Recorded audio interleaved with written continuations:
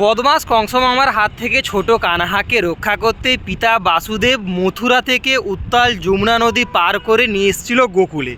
গোকুলে তাদের পালিত পিতা মাতা যশোদা নন্দবাবার কাছে শ্রীকৃষ্ণ ও বলরাম বড় হয়ে উঠেছিল। সেই পবিত্র ভূমি গোকুলে এখন আমি দাঁড়িয়ে আছি। গোকুলে যে সমস্ত ঘোরার প্লেস, রমণ রেতি, নন্দ যশোদা ভবন, নন্দ ভবন আর ব্রহ্মাণ্ড ঘাট তোমাদের ঘুরিয়ে ঘুরিয়ে এখন দেখাবো।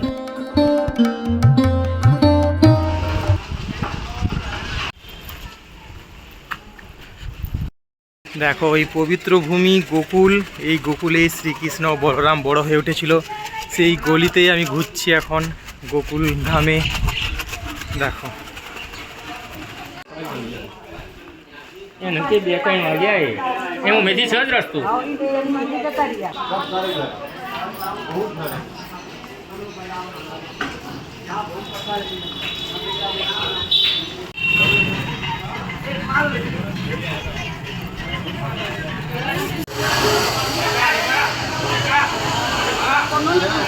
এই নন্দ ভবনের কাছে একটা মনস্কামনা মন্দির আছে। এইখানে তোমরা মনের ইচ্ছা মাকে বললে সেটা পূরণ করে দেবে।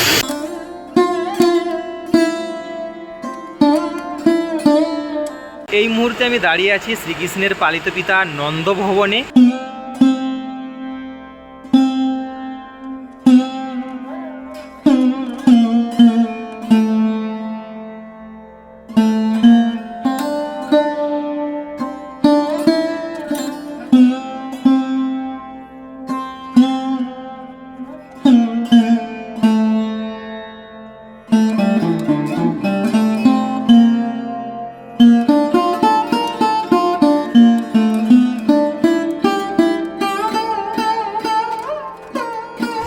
নন্দ ভবনের পাশেই আছে নন্দ যশোদা ভবন। নন্দ যশোদা মহল।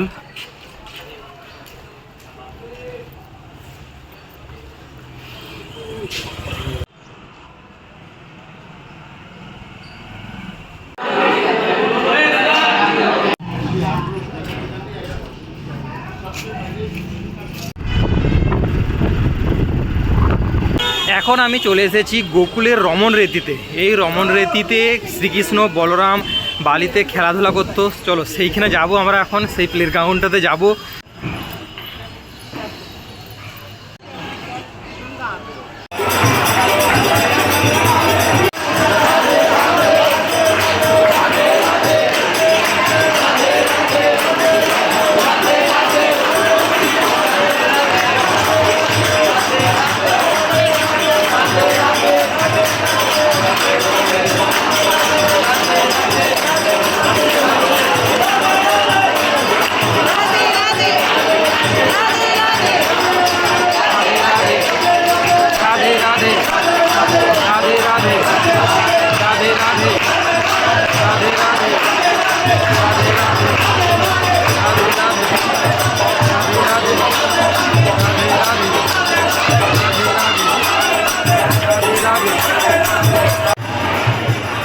আমি এখন চলে এসেছি রমণ রেতের এই প্লেগ্রাউন্ডটাতে। এই প্লেগ্রাউন্ডটাতেই শ্রীকৃষ্ণ বলরাম এইখানে ছোটোবেলায় খেলাধুলা করতো। দেখো কত মানুষ, সমস্ত ভক্ত তারা গড়াগড়ি খাচ্ছে, বালিতে খেলছে, বসে আছে। দেখো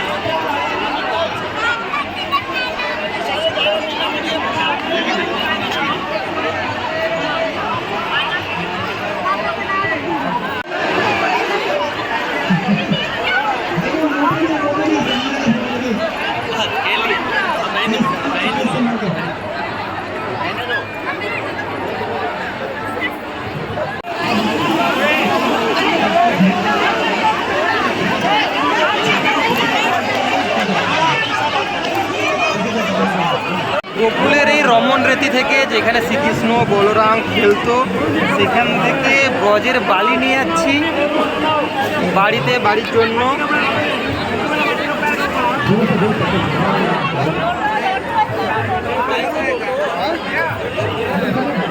একটু গায়েও মেখে নি। এখানের ভাই পুরো আলাদাই।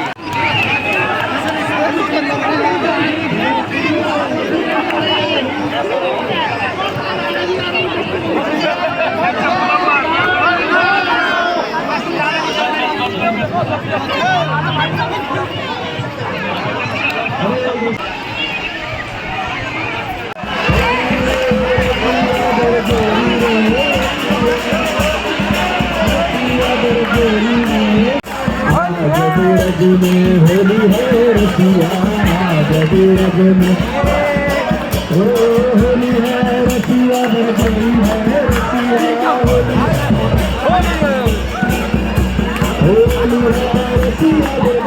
है रसिया।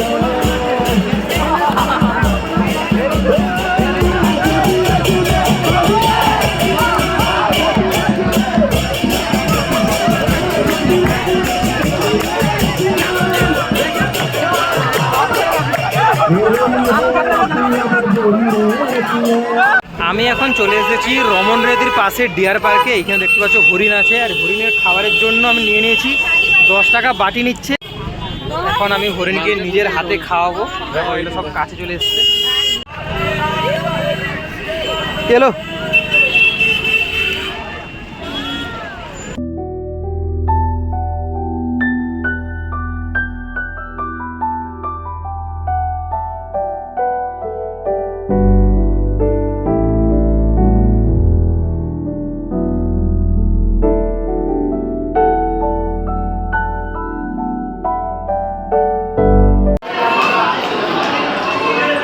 আমি আছি গোকুলের 84 খাম্বা মন্দিরে। 84 খাম্বা মানে 84টা খাম্বা।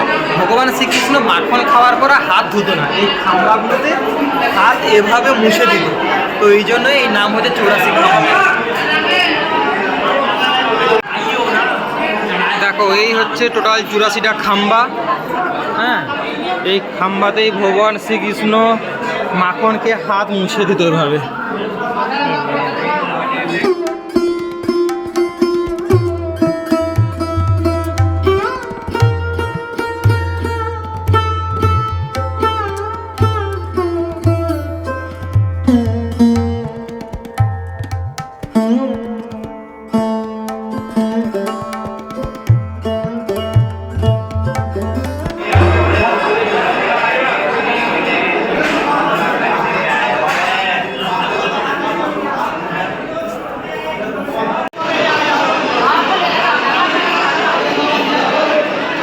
গোকুল গ্রাম তোমাদেরকে ঘুরে ঘুরে দেখাচ্ছি।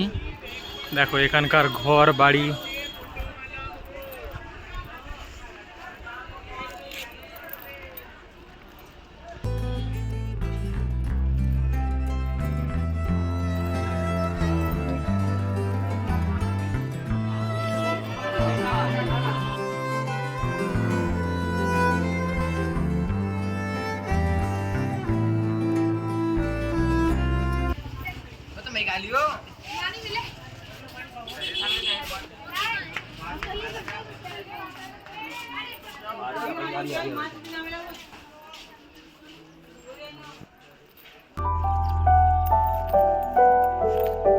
ভগবান শ্রীকৃষ্ণ ও তার ভাই বলরাম এই গোকুলেই বড় হয়েছিল, খেলাধুলা করতো, ঘুরে বেড়াতো। আর সে কত যুগ আগে, দাপর যুগে। আজ এই কলি যুগে আমি এই গোকুল গ্রামে ঘুরে বেড়াচ্ছি। এই গ্রামটা খুবই শান্ত, গাড়ি ঘোড়া কম এইখানে, এখানে লোকজন খুব কম আসে। ওই রমন রেতিতে এইখানটাই খুব বেশি এটা ভিড়ভাড়টা, না হলে এইদিকে এত ভিড়ভাড়টা নেই।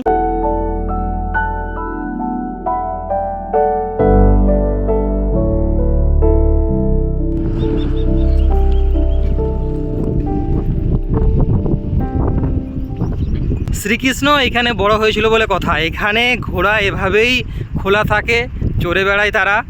সত্যি পবিত্র ভূমি গোকুলে আমি এখন হেঁটে বেড়াচ্ছি। আমি যাচ্ছি ব্রহ্মাণ্ড ঘাটে, যেখানে শ্রীকৃষ্ণ তার মা যশোদাকে তার মুখের মধ্যে গোটা ব্রহ্মাণ্ড দেখিয়েছিল। যমুনা নদীর তীরেই একবারে দারুণ লাগছে, দারুণ মেঘলা করেছে, ওই জন্য হাঁটতে আরও ভালো লাগছে। গোকুলের রাস্তায় এখন আমি হেঁটে বেড়াচ্ছি। দেখো এখানে চাষ, গম চাষ চারিদিকে।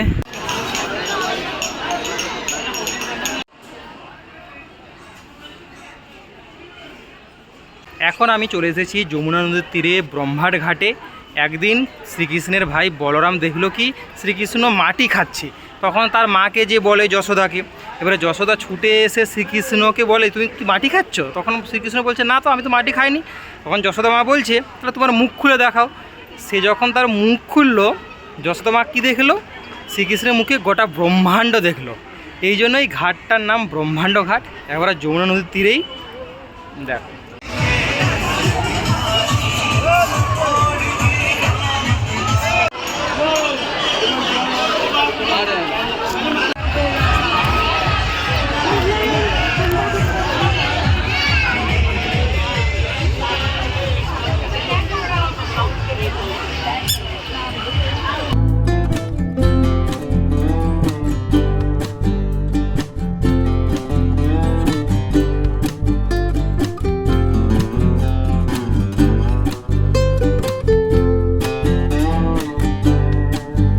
গোকুল থেকে এই ভিডিওটা আমি এইখানে শেষ করছি। ভিডিও ভালো লাগলে ভিডিও অবশ্যই লাইক করো, কমেন্ট করো, শেয়ার করো।